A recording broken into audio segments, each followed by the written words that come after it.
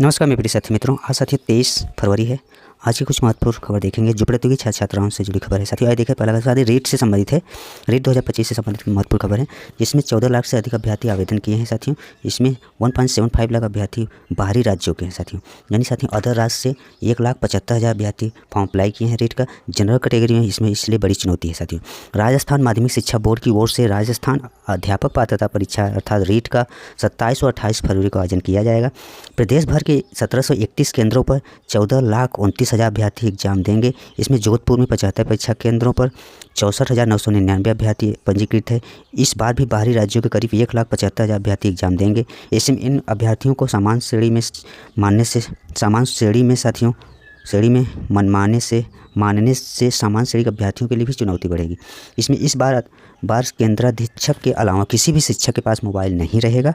Level 1 में यानी साथियों लेवल 1 में जो बीटीसी वाले यानी डीएलएड स्टूडेंट ही अप्लाई कर सकते हैं। उसके लिए साथियों 3.46 लाख और लेवल 2 में 9.68 लाख अभ्यर्थी रीट परीक्षा के लिए पंजीकृत हैं।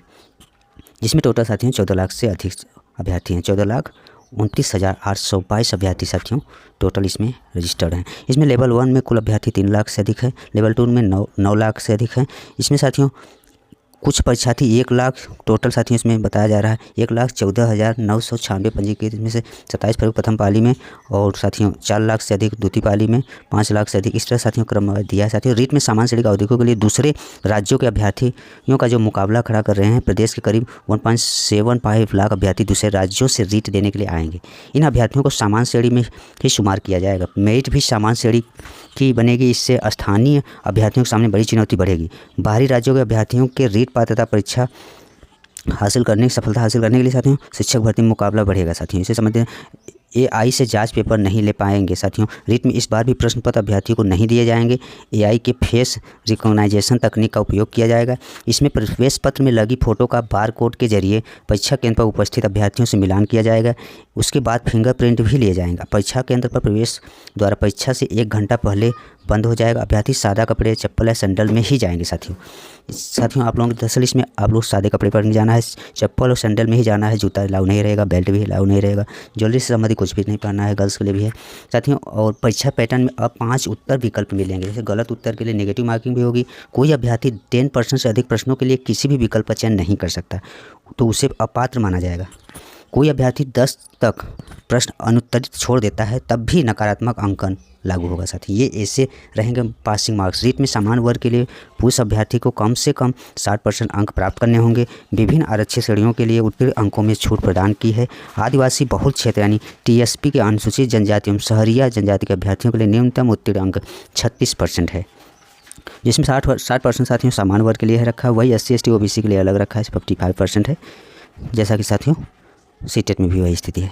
ये रहा साथियों रीट से संबंधित खबर। साथियों जैसा आप लोगों को एग्जाम डेट पता है 27-28 फरवरी आप लोगों का रीट एग्जाम है, उसी से संबंधित खबर था। नेक्स्ट खबर देखेंगे साथियों 4,000 से अधिक शिक्षकों के प्रमोशन का भी रास्ता साफ हुआ है। साथियों एडेड माध्यमिक विद्यालयों के तकरीबन 4,000 शिक्षकों के प्रमोशन का रास्ता साफ हुआ। विधान परिषद के सभापति की ओर से माध्यमिक शिक्षा सेवा चयन बोर्ड अधिनियम 1982 की धारा 21 में वर्णित एडेड विद्यालय महाविद्यालयों के शिक्षकों की सेवा संबंधी शर्तें संबंधी सभी बिंदुओं को उत्तर प्रदेश शिक्षा सेवा चयन आयोग के अधीन करने के लिए प्रदेश का जो है साथियों माध्यमिक शिक्षक संघ ठकुराई गुट है साथियों ने स्वागत किया है।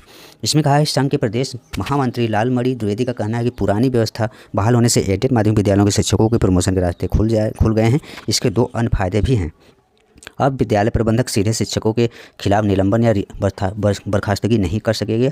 वो कार्रवाई प्रस्तावित करेगा और इस पर निर्णय लेने का अधिकार शिक्षा सेवा चयन आयोग के पास होगा। इससे प्रबंधन की मनमानी और शिक्षकों के शोषण पर रोक लगेगी। दूसरा फायदा ये होगा कि प्रधानाचार्य का पद खाली होने पर वरिष्ठ शिक्षकों को पूर्व की भांति साथियों प्रधानाचार्य के पद की जिम्मेदारी के साथ इस पद के लिए निर्धारित वेतन भी मिलेगी। दरअसल प्रधानाचार्य के पद पर सीधे भर्ती होती है।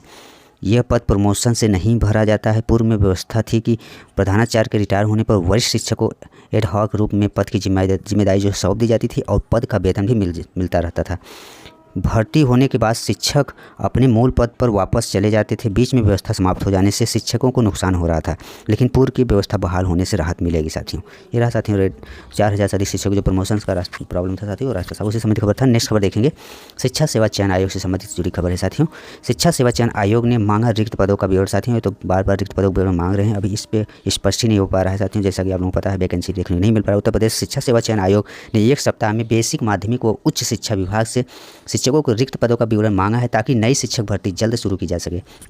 आयोग के जो अध्यक्ष हैं ये साथियों, इसमें कीर्ति पांडे की अध्यक्षता में बैठक में कहा गया है कि संबंधित विभाग 1 सप्ताह में शासन के जो पोर्टल पर रिक्त पद हैं उसे साथियों अध्याचन ने ऑनलाइन उपलब्ध करा दे। हालांकि इससे पहले भी शिक्षा सेवा चयन आयोग ने 4 फरवरी से साथियों 4 जनवरी की भी बैठक हुई थी, जिसमें बेसिक शिक्षा, माध्यमिक और उच्च शिक्षा के जो अफसरों के साथ बैठक हुई थी।